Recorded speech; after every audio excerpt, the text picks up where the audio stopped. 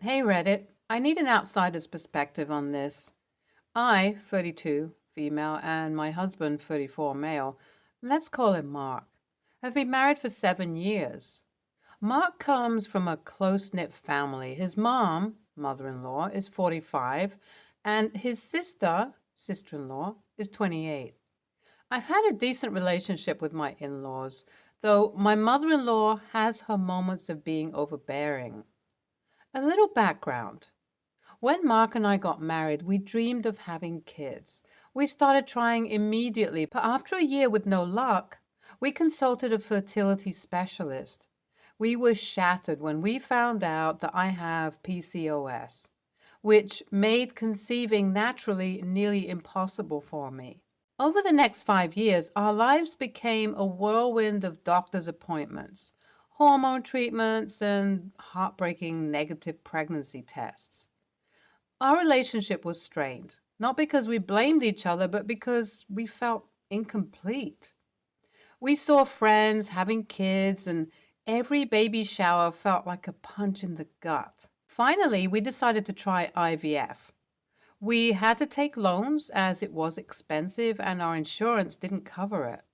We went through 2 failed cycles. I was depressed, exhausted, and just about ready to give up. However, something miraculous happened on our third attempt. I got pregnant. We were over the moon. We cried, laughed, and held each other like we hadn't in years. This was our little miracle. We decided to announce the news at a family gathering. Mark's family has always been big on gatherings and announcements. When we got engaged, we announced it at a family barbecue. So we thought this would be the perfect setting to share our joy. I was a mixed bag of emotions, excited, nervous, and anxious. We planned an intimate brunch at our home. I spent days planning the menu, decorating the house, and thinking about how to make the announcement. On the day of the gathering, our close family members came over.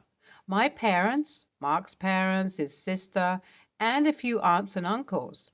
Mother-in-law seemed in high spirits. I could see she suspected something because of all the efforts we put into the brunch. As everyone settled in the living room, I took a deep breath. My heart was racing. Mark held my hand and we stood in front of our family. Mark started with a speech about our journey and how much family means to us. I held up a tiny pair of baby shoes and with my voice shaking, announced, "We're finally going to be parents." Everyone cheered, but I noticed my mother-in-law had tears streaming down her face. At that moment, I thought she was just overwhelmed with happiness for us. We hugged our family members as they congratulated us. My heart was full. I felt like after years of pain and struggle, we were finally here, surrounded by love. But as the day went on, I noticed sister-in-law seemed distant. She was usually the life of the party, but today she hardly spoke. I brushed it off, thinking maybe she was just emotional too. In hindsight, I couldn't have been more wrong about the entire situation. As the afternoon progressed, everyone enjoyed the delicious food and shared stories. My mother-in-law was still quite emotional, dabbing her eyes with a handkerchief every now and then. I felt a warmth towards her, thinking she was just so happy for us. I mingled and chatted with everyone, but couldn't shake the feeling that something was off with my sister-in-law. She was usually vibrant and chatty, but today she was silent and barely made eye contact with me. After lunch, we gathered in the living room again for coffee and dessert. My mother-in-law, who had been relatively quiet, seemed to be preparing herself to say something. My heart swelled, thinking she would give a heartfelt speech about becoming a grandmother. I went to the kitchen to get the coffee ready. My sister-in-law followed me in. It seemed like she had finally decided to talk to me. She appeared nervous as she started to speak. "Listen, I need to talk to you about Mom." My heart skipped a beat. "What's wrong? Is she okay?" I asked. "She's fine, but—" She hesitated. Mom was planning to announce her pregnancy today. I nearly dropped a coffee pot. Wait, what? She's pregnant and she thinks this is her moment, her miracle. She's 45 and didn't think she could have more kids. She wants the spotlight for this. I stood there, stunned. I couldn't process what she just said. My mind was racing. The tears from my mother-in-law suddenly made sense, but not in the way I thought. Sister-in-law continued, I think you should have waited to announce your pregnancy, maybe plan for the baby sometime later, let mom have this. I couldn't believe what I was hearing. Was she suggesting that I should sideline my long-awaited happiness for mother-in-law's announcement? I had struggled for years, and my baby was a miracle too. I stammered, but we didn't know. Sister-in-law just shrugged. Well, now you do. Maybe you could announce later or throw a separate party for your baby. My emotions were all over the place. I was hurt, confused, and angry. As we re-entered the living room, I saw my mother-in-law standing in front of everyone, tears streaming down her face as she announced her pregnancy. The room erupted in astonishment and congratulations. My own announcement felt like a distant memory as everyone surrounded mother-in-law, calling it a miracle. I felt a hand on my shoulder. It was Mark. He looked at me questioningly. My eyes welled up with tears as I whispered to him what sister-in-law had told me. We looked at each other, our own joy overshadowed and tarnished. That's when we decided it was time to leave our own gathering early. After we got home, I couldn't help but break down. Mark held me as I sobbed uncontrollably. We were supposed to be celebrating the happiest day of our lives, but instead, we were sitting in our living room, our joy stolen from us. I told Mark everything that sister-in-law had said in the kitchen. His face contorted with a mix of disbelief and anger. That's absurd, he exclaimed. Our baby is just as much of a miracle as hers. We've been through hell and back to get here. We discussed our options. Should we confront mother-in-law and sister-in-law? Should we let it go? Our emotions were running high, and we decided it would be best to sleep on it and see how we felt in the morning. The next day, we woke up to a flurry of texts and calls from family members congratulating mother-in-law on her pregnancy. Our announcement seemed to be completely overshadowed. My heart ached as I read through the messages. I had waited so long for this day, and now it felt like it was ripped away from me. Mark suggested we take a walk. As we strolled through the park, I couldn't help but feel like a weight had been lifted off my shoulders. The fresh air was invigorating, and for a moment I felt at peace. Suddenly, my phone buzzed. It was a text from sister-in-law. I hope you understand why Mom needed this day. Maybe you can announce your pregnancy later and let her have her moment. I felt a rage building inside me. My hands were shaking as I showed the text to Mark. This is unbelievable, he said, clenching his fists. We decided that we couldn't let this go. Our baby deserved to be celebrated just as much as any other, and we deserved the support and happiness of our family. When we got back home, I called my sister-in-law. Listen, I said, trying to keep my voice steady. I understand that your mom's pregnancy is a big deal, but so is ours. We should be supporting each other, not tearing each other down. Sister-in-law went silent for a moment before replying. I just think it's a shame that you had to take this away from her. She's waited so long for this. I was dumbfounded. I couldn't believe what I was hearing. We've waited long too. We've struggled too, I retorted. Our baby is just as important. I hung up the phone, tears streaming down my face. Mark and I knew that we needed to have a face-to-face talk with mother-in-law and sister-in-law. Our family was at stake, and we couldn't let this tear us apart.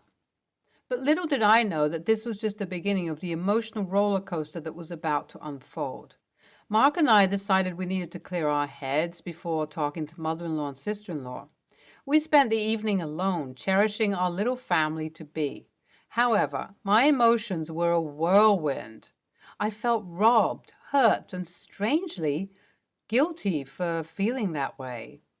We decided to meet mother-in-law and sister-in-law 2 days later. Before that, I reached out to my own mother for advice. She had always been my rock, and right now I needed her wisdom. When I told her the story, she was silent for a moment and then said, "Honey, your miracle deserves to be celebrated. Don't let anyone dim your light." Her words gave me the strength I needed. Mark and I discussed what we wanted to say to mother-in-law and sister-in-law, and we agreed that we wouldn't let them overshadow our joy. The day arrived when we were to meet mother-in-law and sister-in-law at mother-in-law's house. We were nervous but determined. As we walked into the living room, I saw that mother-in-law had already set up a crib and various baby items. It felt like a slap in the face. Mother-in-law greeted us coldly and we sat down. I took a deep breath and began. "We're here because we need to talk about what happened during our announcement." Mother-in-law interrupted. "Yes, that was supposed to be my day. I can't believe you chose that day to announce your pregnancy." I was shocked by her bluntness. "We didn't know you were pregnant," I replied. "We've been trying for years and this was our moment too. Your grandchild is also a miracle."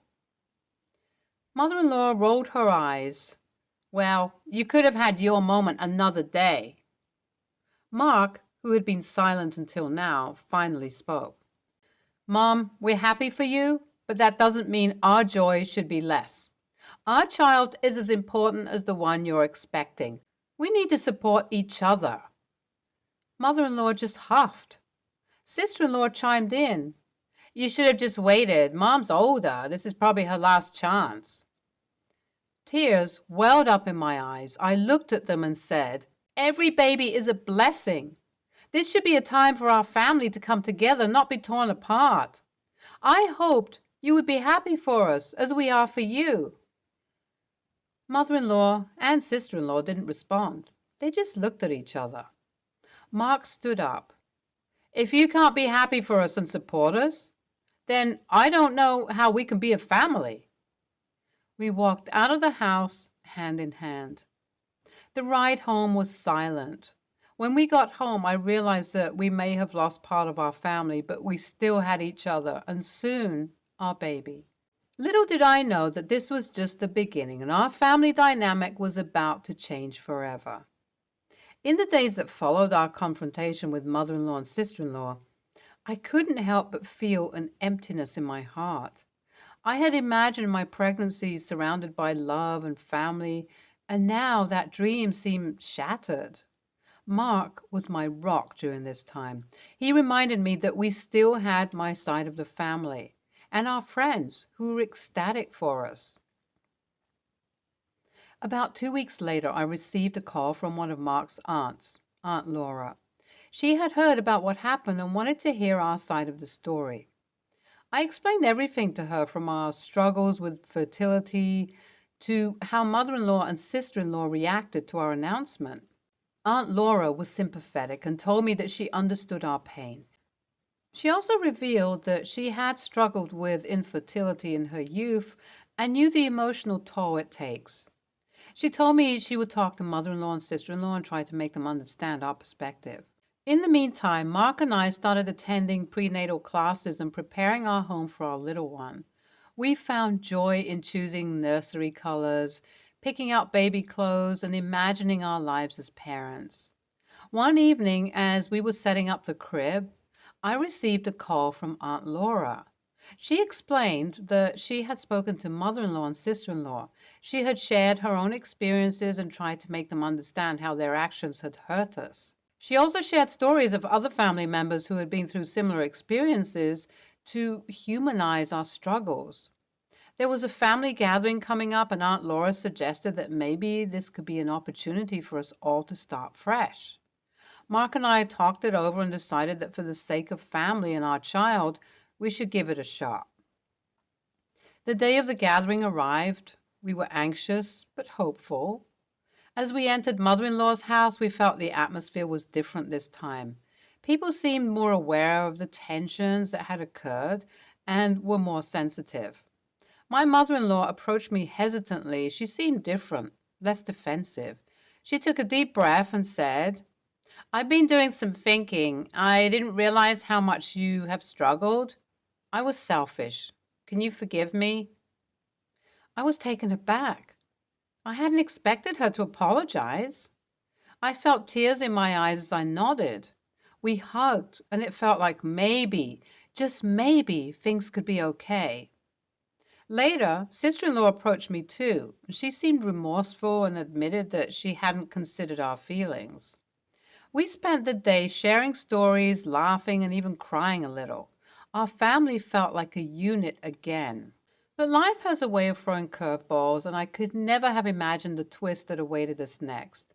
Weeks went by, and Mark and I were engrossed in preparing for our baby. Mother-in-law and I started building a bond. She would call me to share her experiences and sometimes ask how I was doing. Then a twist of fate turned our lives upside down. One evening, Mark got a frantic call from sister-in-law. Mother-in-law was in the hospital. She had suffered a miscarriage. Our hearts sank. We rushed to the hospital to find mother-in-law devastated. It was a tough moment for everyone. The room was heavy with grief.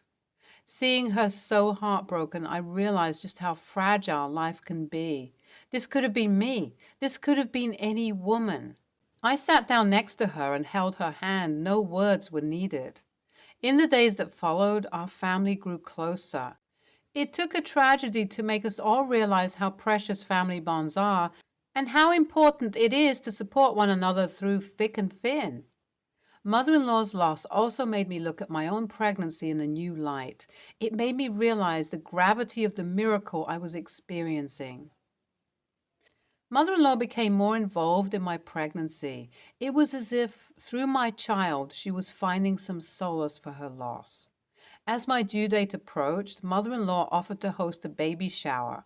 I was touched and gladly accepted.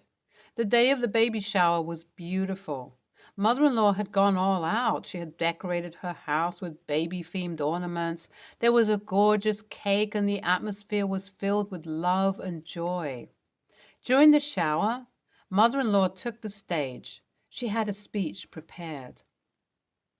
With tears in her eyes, she began, "Today is a day of joy, but it's also a day that reminds me of what I lost. But in this loss, I found something more precious, a connection with my beautiful daughter-in-law and the grandchild she's bringing into this world." She continued, sharing her story and acknowledging the pain both of us went through in our journeys. By the end of her speech, there wasn't a dry eye in the house. That day, our family bonds grew stronger than ever. As days turned into weeks, my due date was finally here. Mother-in-law was by my side along with Mark and my mother. When my baby girl was born, the emotions were indescribable. Holding her in my arms was the culmination of years of heartache and joy. Mother-in-law held her granddaughter with tears streaming down her face. She whispered to me, "Thank you." Our families, though once divided, had come together stronger than ever. In the days to come, we would face the joys and challenges of parenthood and family, but we knew we would face them together. As the days turned into weeks and weeks into months, our lives settled into a new normal. Mother-in-law was incredibly supportive and seemed to find comfort in spending time with my daughter, whom we named Lily. Mark and I were juggling parenthood, work, and family commitments, but the joy that Lily brought into our lives was indescribable. One day, mother-in-law called and asked if we could come over for dinner. She sounded unusually excited but didn't disclose the reason. We arrived at mother-in-law's house to find her and sister-in-law bustling around the kitchen. The table was set beautifully, and the aroma of the food was tantalizing. After dinner, mother-in-law asked us to join her in the living room. She seemed nervous as she sat down. She began by thanking us for the support we had given her since her miscarriage and expressed how much it meant to her to be involved in Lily's life. Then she took a deep breath and said, "I've been doing a lot of thinking, and I want to start a support group for women who have struggled with fertility issues and pregnancy loss." My heart swelled with pride. What a beautiful way to turn pain into something positive. She continued, and I want you to be a part of it. I was overwhelmed with emotion and agreed wholeheartedly. Over the next few weeks, mother-in-law, sister-in-law, and I worked tirelessly to set up the support group. We reached out to hospitals, clinics, and used social media to get the word out. The response was amazing. Women from all walks of life reached out to be a part of the group. Our first meeting was emotional. There were tears, hugs, and shared stories of pain and triumph. It was cathartic for all of us, including mother-in-law. The group became an essential part of our lives. Mother-in-law even decided to name it Lily's Blossoms, after my daughter. As the months passed, Lily grew, and so did the bonds within our family. Mark and I navigated the ups and downs of parenthood, and we couldn't have done it without the support of our family. I noticed that even sister-in-law was changing. She became an integral part of the support group and seemed to have gained a deeper understanding of what we had been through. One evening, as the three of us were cleaning up after a support group meeting, sister-in-law pulled me aside. With tears in her eyes, she apologized for how she acted when we first announced our pregnancy. She admitted that she hadn't understood the depths of our struggles. We hugged, and I felt like another chapter was closing, allowing for a new beginning. Our family, though tested through fire, emerged stronger and more connected than ever. I couldn't have imagined that this is where we would end up when we first announced our pregnancy. And as I looked at Lily, I realized that miracles could blossom from the most unexpected places. Months turned into a year. Lily's first birthday was approaching, and it felt like our family's journey had come full circle. We decided to host a garden party for Lily's birthday. Family and friends were invited, including many of the women from Lily's Blossoms support group. The day of the party was perfect. The sun was shining, the garden was in full bloom, and laughter filled the air. As I looked around, I saw how our family tapestry had become richer and more colorful through our trials and triumphs. Mother-in-law was radiant as she carried Lily around, introducing her to everyone as her miracle granddaughter. Sister-in-law had baked a beautiful cake shaped like a blooming lily, symbolizing growth and new beginnings. During the party, we gathered around for speeches. Mark was the first to speak. He thanked everyone for being a part of a journey and expressed his love for our little family. Then it was mother-in-law's turn. She took a deep breath and began by thanking everyone for supporting Lily's Blossoms. She shared how it had changed her life and helped her heal. Then she turned to me, her eyes welling up with tears, and said, "My dearest daughter-in-law, you brought light into my life when I saw only darkness. You showed me what it means to be family. You and Lily are my miracles." As she hugged me, I couldn't help but feel overwhelmed by how far we had come. After the speeches, I noticed a woman from the support group, Emma, standing alone. I had shared many conversations with her during our meetings. She had faced multiple miscarriages and was trying to conceive through IVF. I approached her, and she hesitantly handed me a small gift. Inside was a delicate silver bracelet with tiny charms shaped like lilies. Emma's voice quivered as she said, "This is to thank you. This past year with the support group changed my life, and I want you to know." She paused, taking a deep breath. "I'm pregnant." My heart swelled with joy as I hugged her. This was what it was all about: family, support, love, and miracles in all shapes and sizes.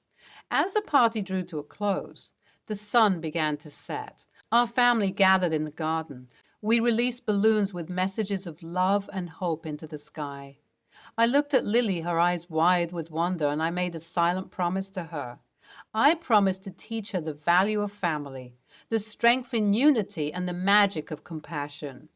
As the balloons floated away, I realized that our tapestry would continue to grow and change, but the threads of love and resilience would always bind us together. This was our legacy, a family reborn through trials and love, and a reminder that miracles blossom in the gardens of the heart. Stay tuned for more stories from our girl relationships.